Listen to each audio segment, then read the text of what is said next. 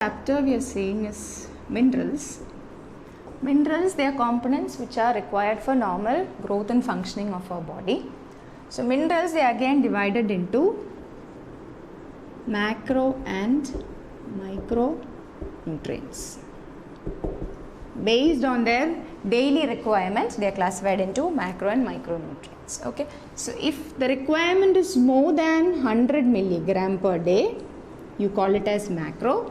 And if the requirement is less than 100 milligram per day, you call it as micronutrients.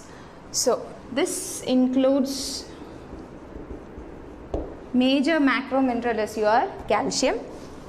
Then you have phosphorus, magnesium, sodium, potassium, etc.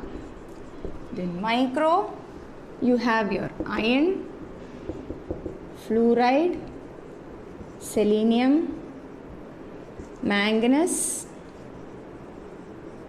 copper.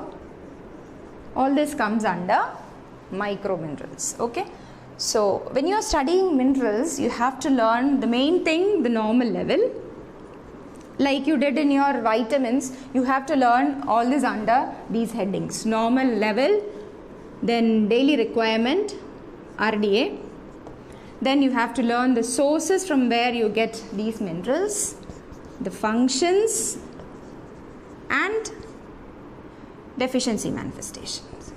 Hyper and hypo conditions you have to learn, plus the deficiency manifestation. So when you learn the minerals, it will be under all these headings: the normal value in blood, RDA, what is the daily requirement in males, females, in pregnancy, in children, all this. And the sources from where you attain these minerals, their biochemical functions, conditions when the level increases, hyper, and when the level goes down, hypo, and the deficiency manifestations.